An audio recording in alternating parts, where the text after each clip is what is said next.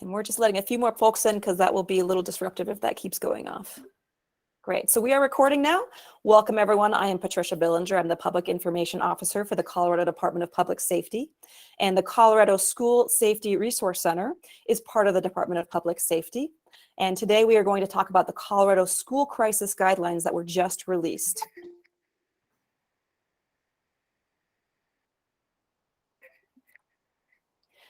Today's panelists, we will have Chris Harms, the Director of the Colorado School Safety Resource Center.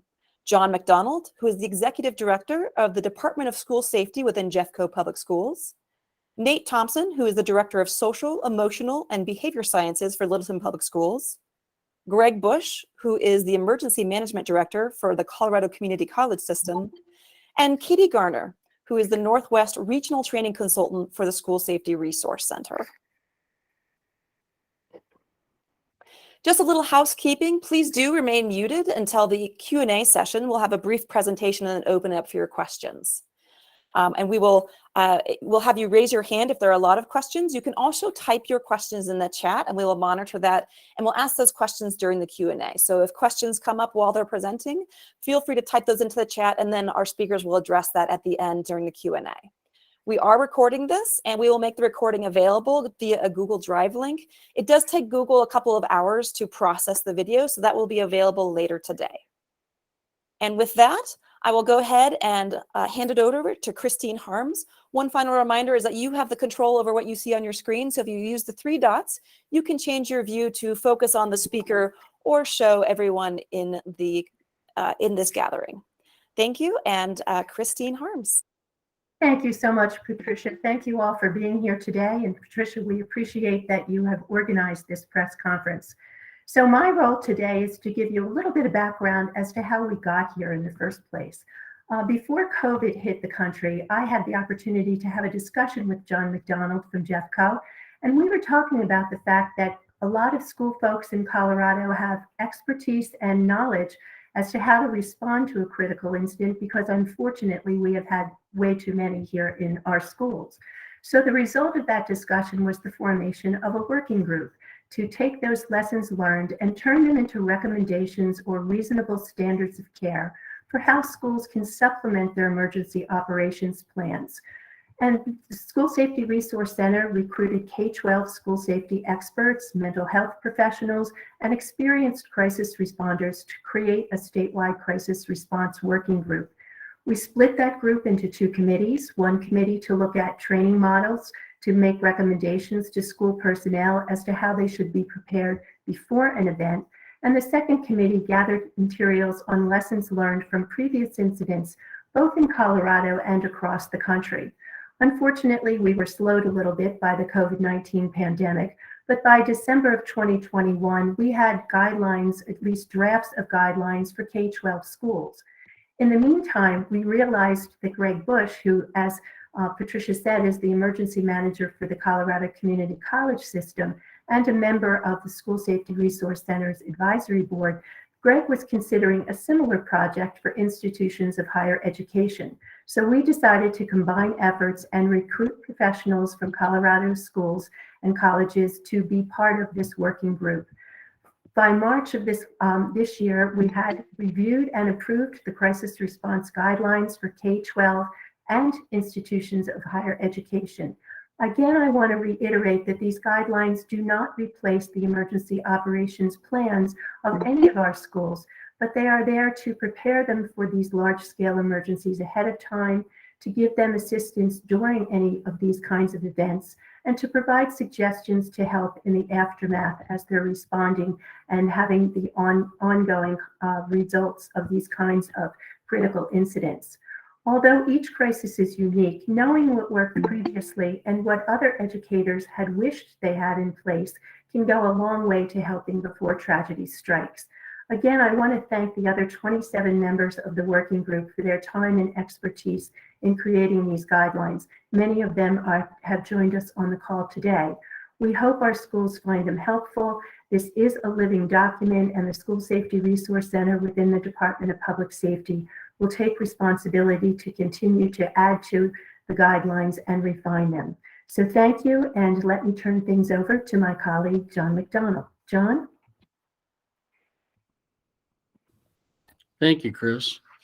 Just so everybody has some clarity about what started this original conversation between Chris and I, it was really a recognition that we've been looking at 20 plus years of school districts all over the country struggling in their preparedness, response, and recovery following critical incidents in schools. We're seeing the same failures over and over again. And it has to get better. We have to do better. Our students, our staff, our schools deserve better than that. And Colorado, unfortunately, has experienced 10 school shootings between 1999 and 2021. It's resulted in 18 murdered and 48 wounded in schools. Collectively, we believe that we have a fundamental duty to protect and a responsibility to take those lessons learned from the past and become better at prevention, better prepared for crisis, better responders to emergencies, and better in our work supporting recovery in the aftermath. And the program that we're introducing today is really an amazing collaborative led by the Colorado School Safety Resource Center and Chris Harms. And I have to share with you that as someone who works all over the country with school districts that have just experienced tragedy, I have not seen such a comprehensive program anywhere else in the country. I love the fact that Colorado is leading the way. Yesterday, several families who lost loved ones at Columbine, along with our staff and alumni wounded or traumatized by the tragedy, as well as responders, gathered in a private remembrance at the school, as we do each year, to reflect.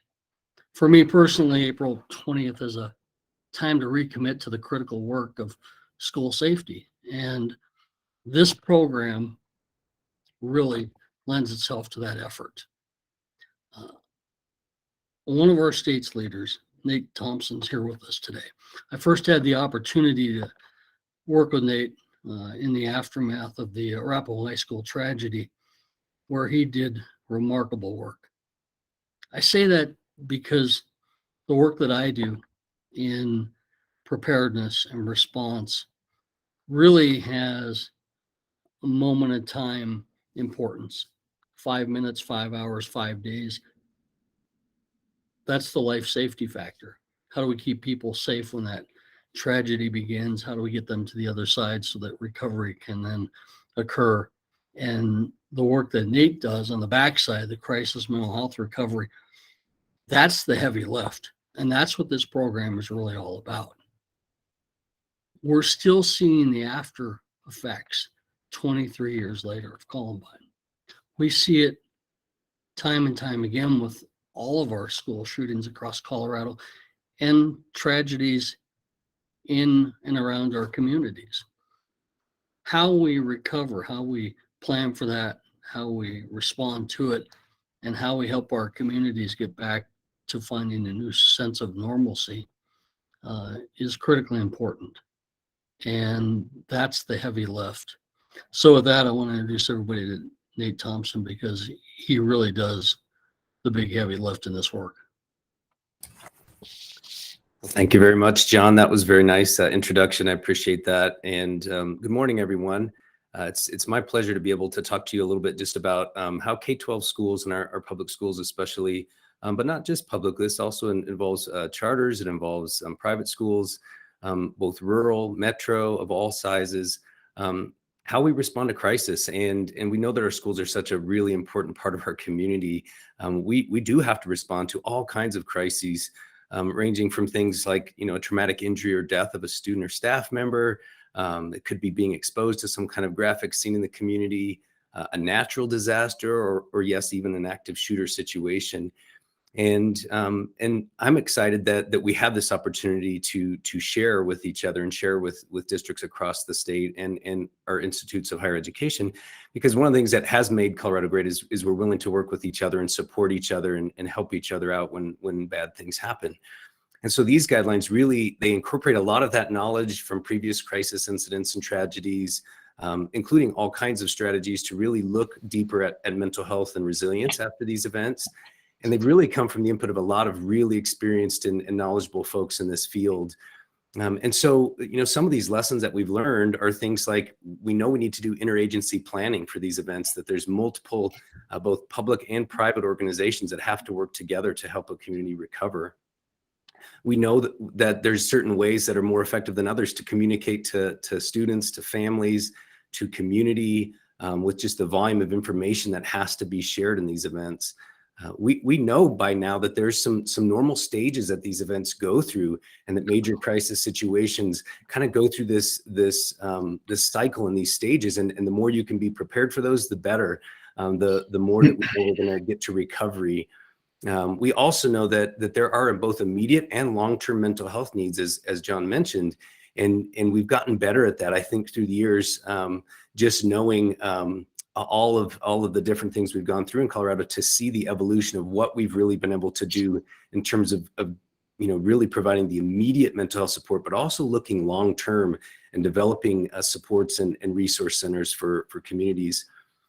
And this guide really includes some specific tools, and that's what I think is really the power of this, is some examples of those tools, looking at things like how do you create those interagency agreements or MOUs?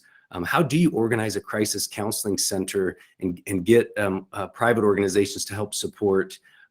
All kinds of resources for training and debriefing the responders. It's another thing we've really become better at, is really thinking about those who respond and are exposed to such significant secondary trauma. How do we help them recover? And so there's a lot more in there, and certainly we really feel good that this applies to all sizes of districts.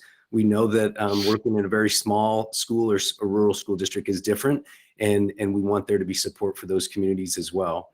And so, just as others have mentioned, I think sharing this knowledge and experience not only helps us get better at this work, but it also really honors those who have lost loved ones in this tragedy, tragedies we've had across the state, and really helps us try to prevent that in the future. So I really appreciate all of you being here today to hear a little bit about these guidelines. And I'd like to pass it off to Greg Bush, who's going to talk a little bit about how this applies in our institutes of higher education.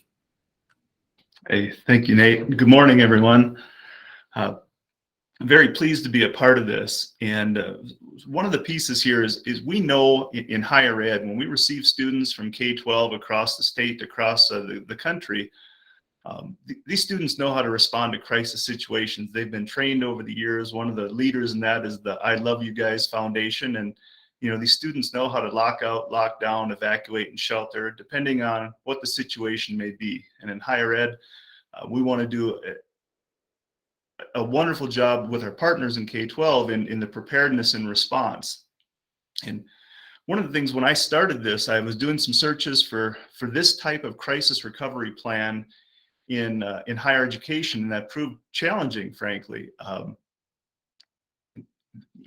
My perspective here is I wanted to prepare our leadership to support our students, staff, faculty, and our community in crisis situations and give them the tools they needed. And so when I was having a challenge finding this kind of information, I reached out to Chris Harms and Brad Stiles at the Colorado School Resource Center, and they were already on it with K-12. So as Chris mentioned, we partnered together, and it's been very nice.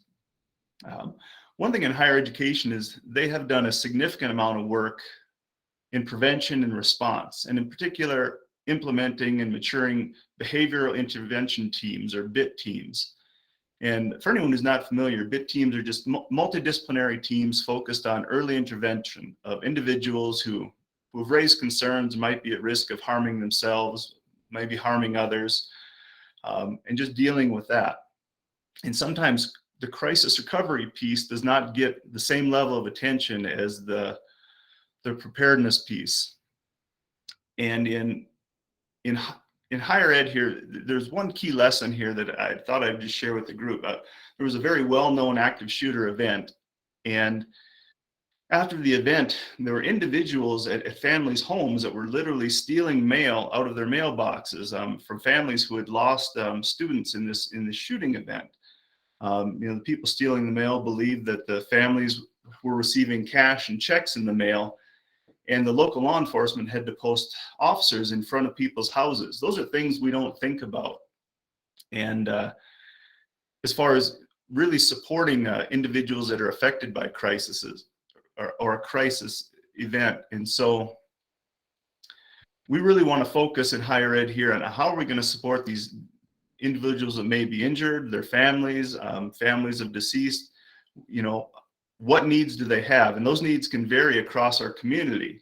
Everyone deals with injuries and loss differently and on different timelines. And a lot of that work falls on Nate and individuals like him. We're thankful to have him. And again, as was mentioned, those resources are in this tool, which is wonderful to have very quick access to. And finally, I would just mention there's some differences between K-12 and higher ed. For instance, with reunification, there's some needs that differ in K-12 from us. We have adult learners, and in some instances, both adult and minor learners, if you factor in concurrent enrollment students. We also have student housing, which so these crisis events can impact our student housing significantly. And population size. In many instances in higher ed across Colorado and the country, these higher ed campuses are sometimes much, much larger than a K-12 school would be. So there's different things, and those are all tied in here again by the work by this committee. And so it's there's an awful lot of information in here, both for K-12 and higher education, and I hope people are utilizing this. So with that, I'm just going to hand this off to Katie Garner. She is the Northwest Regional Training Consultant with the Colorado School Safety Resource Center. I know, Greg, longest title ever. So I just want to thank everyone for being here. And really what I want to bring home for everyone is that with the School Safety Resource Center, it's really our mission to help support schools and tie everything together and be a foundational support for higher education as well as K through 12 schools. And so it's really our goal with this crisis guideline, not only to keep it up to date, like Chris said, because it is ever evolving as we learn new strategies and best practices and unfortunately learn from new events. But it's also our job to help support districts in terms of training and how do they implement this within their districts? How can we help consult with them to show them exactly how this can be applied, whether you're in a rural district or an urban district or whatever size community college or institute of higher education you're in, and really show what all of these people have talked about, which is the partnership. How do you partner with your local communities? How do you partner with local mental health resources to be able to do that heavy lift that sometimes K through 12 really struggles being able to find? As you guys probably are aware, we have a mental health shortage across the country. And so as we're talking about, you know, after crisis care and recovery and response, how do we build those partnerships within our community? So it's really the goal is the Colorado School Safety Resource Center to support schools, to partner with them, to help connect them to bigger districts like Nate and John, who have I always say unfortunately, but at the same time, fortunately been through this, to be able to support those rural communities or other communities that are having these challenges so that we can lean on each other and really support each other during those difficult times. And these guidelines really set them up for that success. So I was just really excited to be a part of this team as a former crisis responder and district administrator.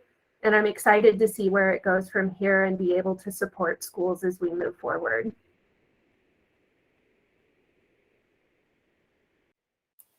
Thank you all so much to our panelists. We'll now open it up to questions. Due to the large volume of folks, we have almost 60 people on. Let's go ahead and have you put your questions in the chat.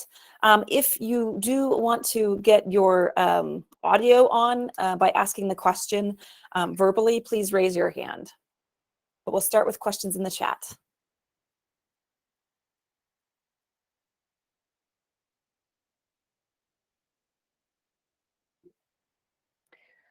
Colleen, go ahead. You can unmute and ask your question. Hi, I was just wondering about something that Mr. McDonald said about how you see some of the same failures again and again in these tragedies. And I was wondering if you could give an example or two of one of those failures and how these guidelines, help try to address that.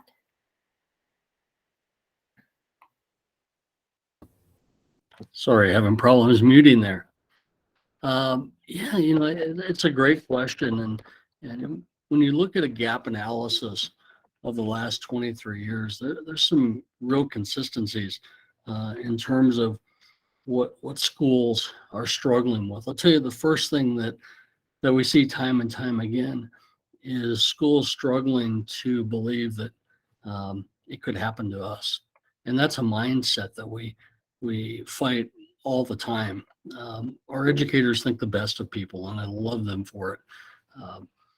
Unfortunately, we have people within our communities that are sometimes intent on doing harm. And while we think the best of everyone, we have to be prepared for those worst of days. So everything starts with that premise, and it is truly a struggle because it's the big bad scary thing. We don't want crisis to happen in our midst, and schools are and kids growing, learning, and thriving, and all of a sudden we're faced with how do we manage critical events. The other thing we see time and time again is schools that don't empower their students, their staff to report, to be trained, to be prepared. They don't like to have the conversation, and because the conversation sometimes is uncomfortable. And our kids deserve to be well trained. They deserve to have their questions answered, and that's our responsibility. So that's all on the front side. On the back side, what we're seeing with the crisis mental health response and recovery really begins in reunification. So that moment in time where loved ones come back together following a tragedy in the school is so important. You have a finite amount of time to win back your school and your school community. So how you manage that process is absolutely essential. And we've seen failure after failure around the country. And we've struggled with it here in Colorado in terms of being prepared for that reunification that starts the crisis mental health response piece of the work. So then you get to the crisis mental health work, and sometimes schools still struggle with the fact that this is a long-term issue. So they may bring extra counselors in for a couple of days and think that that's all they need. And the reality is that, this program lifts up the fact that crisis mental health is an ongoing, it's an ongoing effort. It's a big lift, and it requires that you prepare to have capacity to support your kids and staff for several years to come. So there's so many things that we need to focus on to be better. And I always, this is me speaking, but I believe that all of those students and our teacher that we've lost in school shootings, all of those wounded, all of those impacted, they deserve for us to be better than we were. So it's incumbent upon us to take all these lessons learned, check our egos at the door, and do the good work to make sure that our kids today are getting what they need. 21st century learners, they need 21st century safety. Thank you, John. I think Katie has something to add. And the next question also we'll give to Katie in the chat. Yeah, I was going to add an answer. And I think to add to that point, like John said, and it goes to the question in the chat as well, it's hard with all of the mandates that schools are faced with to a lot of times find time for training. And schools are inundated with a lot of things, and a lot of times trainings can be expensive. which is what's really great about the services we provide. And being able to, my position was relatively new being on the northwest side of the state. I'm over in Fruita, so I'm able to connect with the local communities on the western side of Colorado and go in and train their schools at no cost in a lot of these different things that John's talking about, and in the programs that are mentioned in the crisis guidelines as well. And to that, question in the chat, there are trainings for psychological first aid for educators. We also recommend Prepare, which is in the chat, which is put out by NASP, which is the National Association of School Psychologists. There are 2 great trainings in Prepare that really teach educators as well as responders within the K through 12 setting how to triage students, because like John said, it starts as soon as that reunification process begins. So as we're reunifying, we are triaging.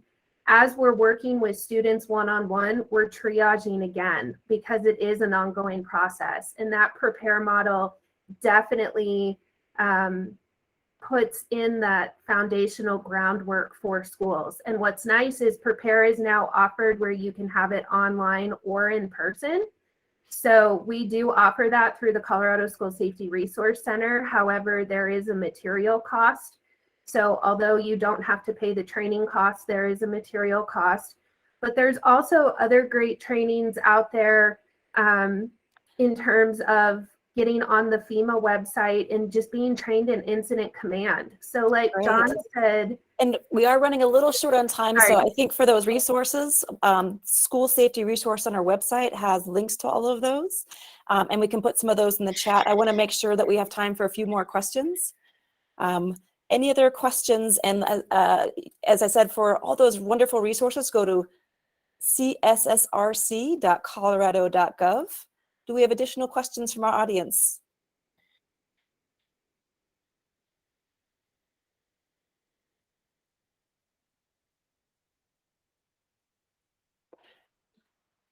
Colleen asked, will our findings be shared with schools in other states? Great question. Chris, I'll turn that one to you.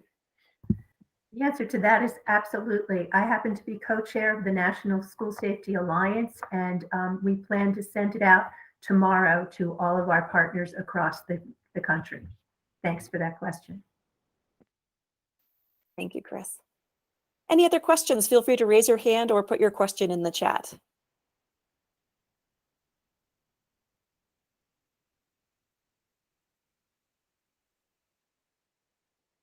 All right, we are right at 10 a.m. If you do have any other questions that come to you, feel free to email us. Those of you who received the media invite, you have my email address. Feel free to send us follow-up questions. And we thank everyone so much for being here today. We thank all of our panelists, and especially huge gratitude to the 28 different stakeholders who spent a lot of time building these guidelines. And you can find the link to the guidelines in the news release that went out, or if you didn't receive the news release directly, you can visit cssrc.colorado.gov and you'll find the guidelines on their website. Thank you, everyone, and have a safe and wonderful day.